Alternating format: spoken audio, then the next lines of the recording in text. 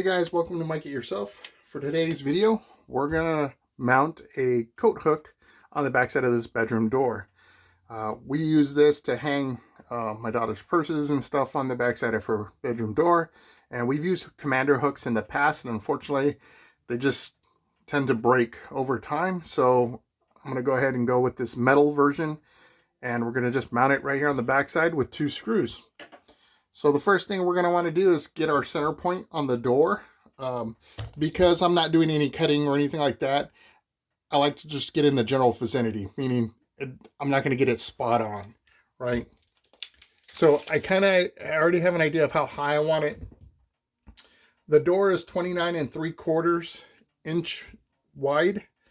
So I mean, that's, you're a 1/4 inch shy of 15 inches. So, if you want to split hairs or whatever, you'd go 14 and maybe 7/8 or whatever. But I'm just going to go ahead and kind of mark.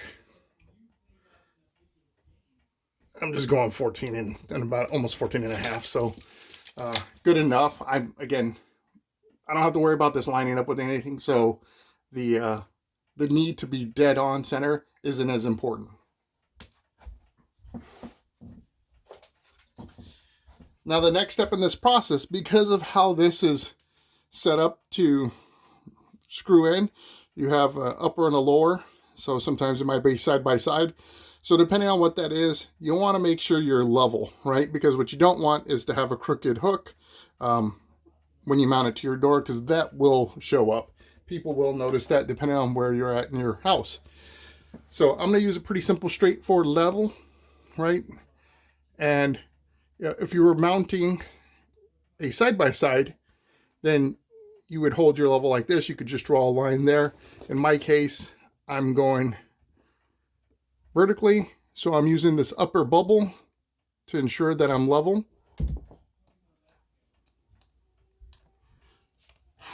And I'm just drawing a simple line going straight up and down.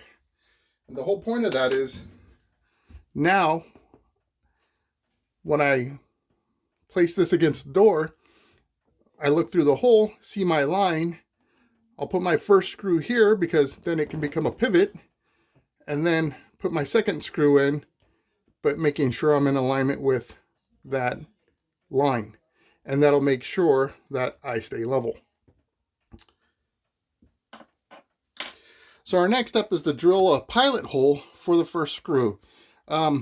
You could just try to push through with your screw. I recommend always drilling a pilot hole, which is just a hole smaller than your screw. It tends to do a better job when going through the wood. A lot of times, if you don't do that, your wood will start, cracking. You'll have bigger problems. So start with a pilot hole. It'll save you a whole lot of time. Now, in order to determine what size pilot hole you need to make, what I recommend is, if you don't have something like this, I don't even remember where I got this thing, but I know you can buy things like this at Harbor Freight, Lowe's, Home Depot. And this is just basically a whole bunch of holes on it with the measurements next to it. So that way you could figure out which hole you want to create and get the drill that's appropriate for that hole. So what you don't want to do is find a hole where your screw goes right through, because then it won't be able to thread. So what you'll want to do is find kind of the hole that it doesn't just push through right away. So in this case, it's 1/8, right? And then I like to go down, or go 2 sizes smaller from that hole. So in this case, it's 3/32, okay? Or 2.38 millimeters if you're measuring in the metric system. So then just look at if you have a drill set. So I've got this Ryobi drill set. You want to just find the appropriate drill. What's nice is they've got these things all marked out. Again, this is marked in English. So I've got my 3/32 here. And I'll just put that in my drill, and we'll drill a hole. Now I do want to bring up the fact that depending on the quality of this door and how much weight you put on that hook, you could easily pull these screws out, which, if in the case you see that happening, you may have to upgrade your screw from just being straight into the wood or into the door into using an anchor, maybe a drywall anchor, to screw that in. So most of these doors are very cheap, and they're only made of basically like, it's like high density compressed cardboard. Isn't basically what it looks like. I don't even think it's real wood. Or if it is, it's probably very low quality wood. But if you've got a real wooden door, that's a totally different story. But in this case, this is a hollow setup.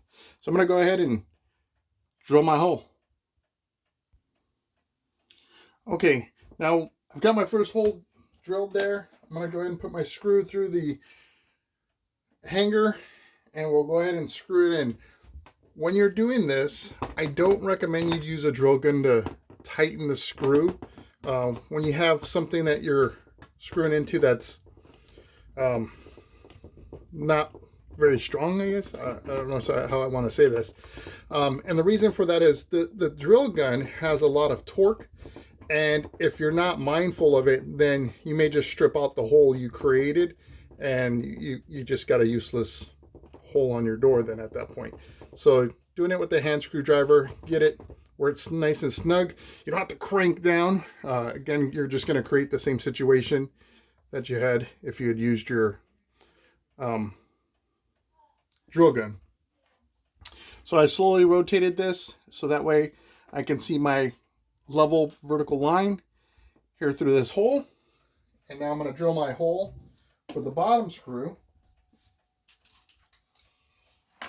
And I can go ahead and put that screw in just as well.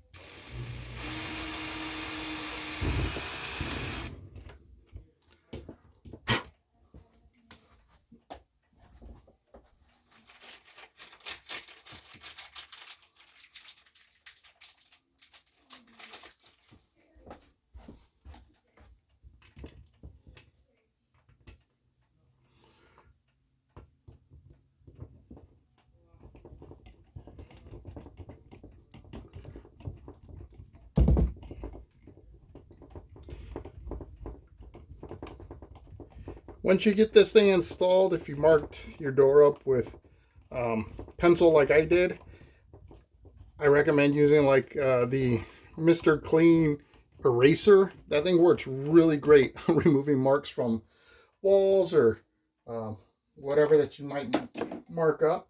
If you have a pencil with a clean eraser on it, then you can go ahead and try using that.